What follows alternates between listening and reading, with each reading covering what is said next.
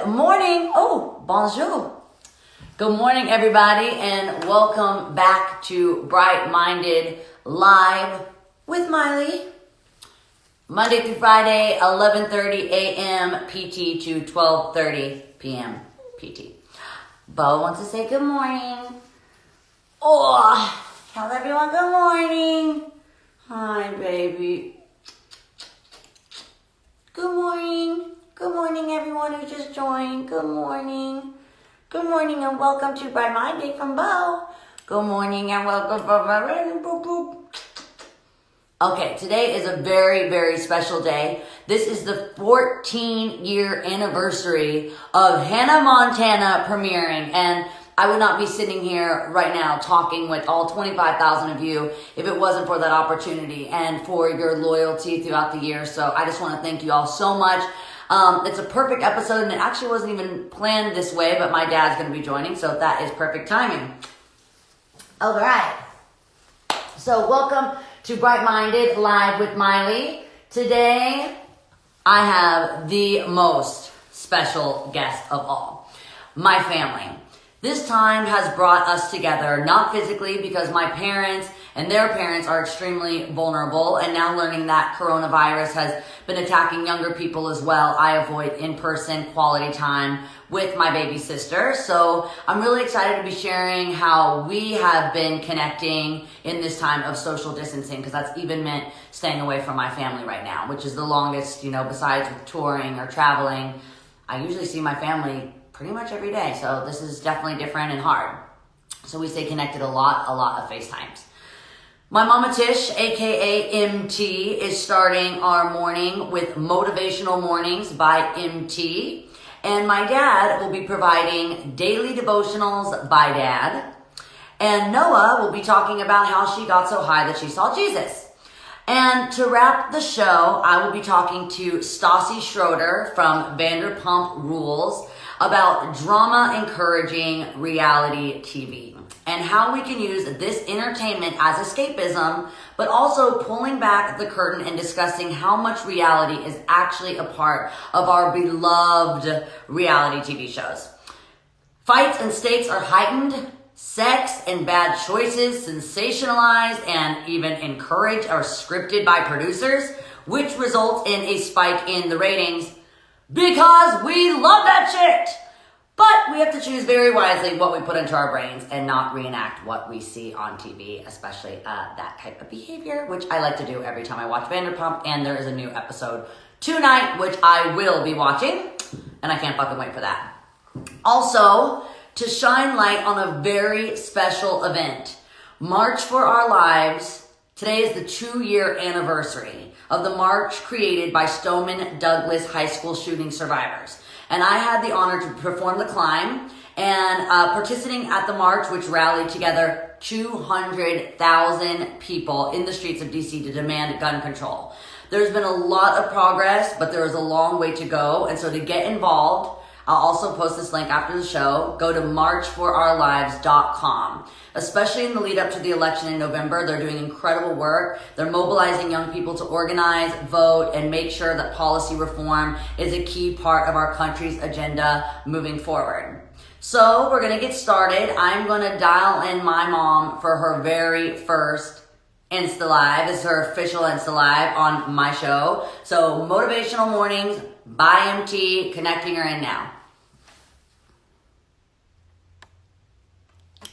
Let's get my mama in. Oh, no, baby. Okay. Why is it not letting me? Oh, no, not again, you guys. Okay, hold on. I'm so close. Here I go. Okay, I'm searching, and then it's doing this nonsense. Oh, I wish you guys could see what it's doing. Mom, oh, here we go. Great, here we go. Bright-minded without technical problems is not bright-minded. We all know this. Good morning, Mom. Hi, honey. How are you doing this morning? I'm trying to be very serious. That's because my mom smoked a joint before No, the no, fucking episode. no, just one little hit because I got so nervous because this seems like so official. No, this isn't that official. We're just having fun. Okay, perfect. We've already walked through everything. My mom and I already walked through everything that we were going to talk about. Something that I thought, I wanted to kind of tell my mom's story from the beginning. So, I inherited this way of thinking and believing and optimism from you. So, Bright Minded really started with my mom and even your mom and even her mom, the way that she grew up. We inherit the way that we are. We talked yesterday about even when it comes to our animals or to us, like all living creatures, there's nature and then there's nurture. So there's how we're born, there's how we genetically are made, there's our DNA, but then there's also how we were nurtured and taken care of. And both of those create who we're going to be as people and who our identity is. So there's ways that we are automatically going to kind of be from the womb, and those are going to have good and bad qualities, and we're going to have to struggle with some of the things that we just inherit, like anxiety or depression. But we know that we'll just have to fight harder with that if that's something that we genetically inherited. But there's also ways that those kind of things can develop over the way that you are treated as like a young child or person. So our youth has a lot to do with our adulthood. So your life from where it started to where you are now is totally opposite ends of the rainbow. You started on a little bit of a dark gray cloud and you ended at the pot of gold. And many people don't know this about you, but my mom was actually adopted. And so that can leave feelings in adulthood of feeling that you've been given up on. But she told me this morning that she wouldn't change it because she was adopted by my mammy, who was the most loving mother and only mother she would have ever wanted. They say that you don't choose your family, but in that case, it isn't true. A lot of us do actually choose our family. Blood relatives distance, themselves all the time, and you can create the family that you want, a family you love and that loves you back. So, Mom, can you walk us through how it feels to be adopted? Since I'm so close to you and Dad, it's really hard for me to understand. Well, and it's so crazy, like how, close you are to Mammy and actually how you all even look alike. It's so crazy to me that, yes, I was adopted and I just can't imagine my life being any different. I mean, she just is my mom and my dad was my dad. And I could have never been more loved by anyone, even if it were birth parents. And I think for me, we're talking about like foundations, and for me today about faith. And I think that I really got that from Mammy because, I feel like some kids that are adopted, maybe they weren't told, like when I was told about being adopted, Mammy was just so adamant that like, she was like, Jesus handpicked you for me. And I just wanted a baby so bad and I couldn't have my own. And when I got you, it just changed my world for the good. And so I think that, Mammy giving me that foundation and always telling me that God had just hand chosen me for her is why, like, I have always had such a deep faith. And I'm so glad that she instilled that into me. So I also I wanted to, yeah, we were talking about how Mammy said that she chose you. And in the community, like even in the LGBTQ community, when kids, distance themselves or their parents distance themselves from them because they don't agree with their choices, or a lot of kids, if they leave home early because of abusive relationships, they go and create families. They go and choose their mother. They get to choose their father. In drag, you have a drag mother. RuPaul is everyone's mother. So I love the idea that Mammy chose you, and I think people getting to understand that you really can choose your family. She chose you, and you would have chosen her. And you said that you inherited your faith from Mammy. So in your DNA, there are pieces of Mammy. We're talking about nature versus nurture. She nurtured you to become the identity that you are right now. So who you are developed because of the way that she was raising you.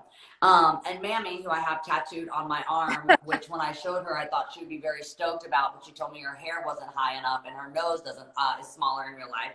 So she wanted me to go in and make her hair higher. And if you guys can see, it pretty much goes from wrist to forearm. So I'm not really sure how you could get much higher than hair. But I know that we kind of got our like love for glamour and bejeweling and even interior design. Like you said, you know, my grandma had a dress shop, so she was like always making clothes. She had a wig shop. So it's no surprise that I wore a wig from the time I was 11 years old. And so what is like, what else do you think besides just like your faith? What did you take from growing up with Mammy from the way that she nurtured you? Like, do you think what do you love because Mammy loved it too? I think honestly, because like she taught me about faith, and like I feel like for me that you know, we talked about the other day with Haley Bieber about how faith means different things to different people. And even you had these kind of negative feelings about certain things because of the way other people had treated you or treated a friend. And I think, you know, for me, Mammy was always about loving everyone. And I think that's like what I really learned from her is Mammy truly loves everyone. And I think that God is love, and God doesn't say the biggest commandment is love your neighbor, love everyone. And it doesn't say love this person if that, or if this person if they're not that way. He says love everyone. And for me, I think that's just how I've lived my life. And you know, I've learned a lot from you. You know, I was raised up very you know, in beliefs that had rules and laws, and I just don't think that's true. And I think so for Mammy, learning that love is love no matter what, and to love everybody is the greatest thing I ever learned from her ever. And I think that's really good for everyone watching to hear that, you know, my grandma's in her 80s, and not everyone that is, you know, old from an older generation, especially growing up in the South, has these, like what you said, these rules through their faith that you can't love everyone. Love is love. And I just think it's so beautiful when someone from geographically, you know, where she is from, like if we're talking about growing up in the country, in, you know, she was born in what, the 40s? Yeah, she was born in 33. Born in 33. So growing up in the 40s and being that progressive, I think that has a lot to do with my ideas of what I think is right, and what I think faith is, and what I believe love should look like or be.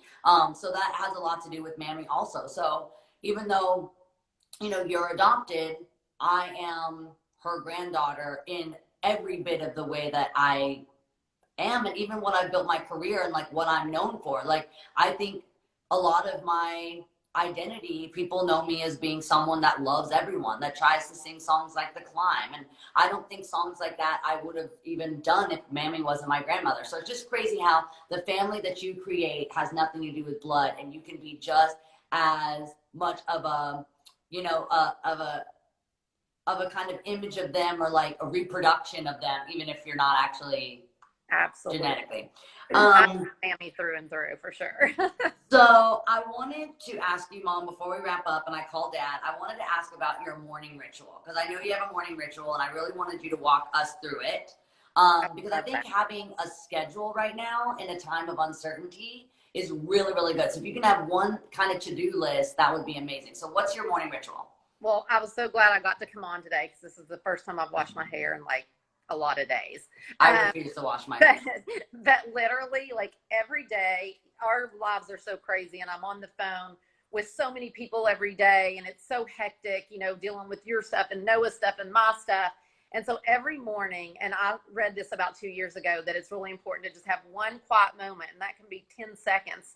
And so every morning, can you see my little thingy here? Yep. Tilt the phone down just a little. Hold it up. Yeah, hold it near your, like, your chin. Let's see. There's my little plate. So every morning I light a candle, if I can get it lit. If you can't light a candle and you can light a torch, there's a problem.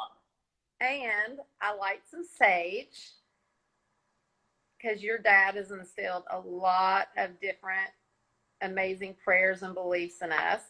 And so this is just to get rid of any negativity.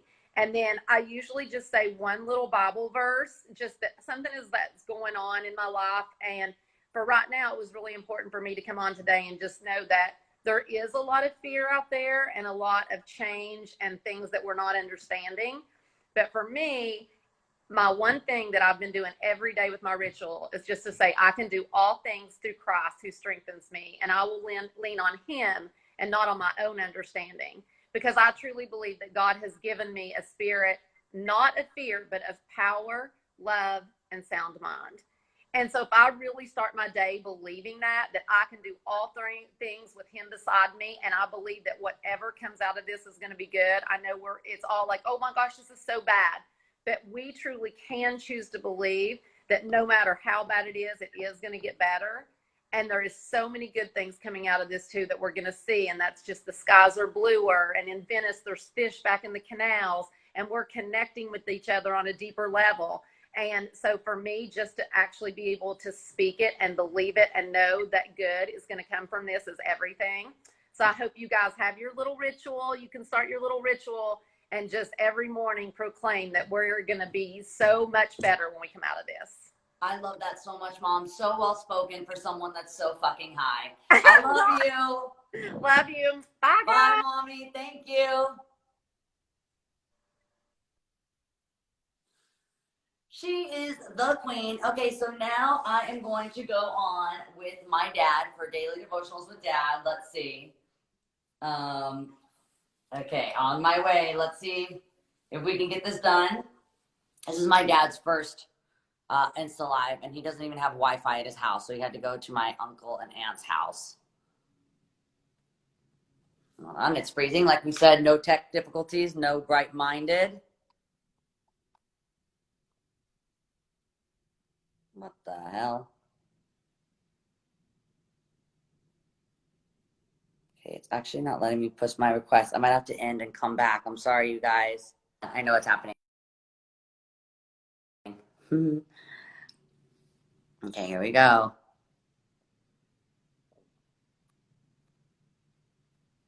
Okay, I have to end and come back. Sorry, guys. BRB.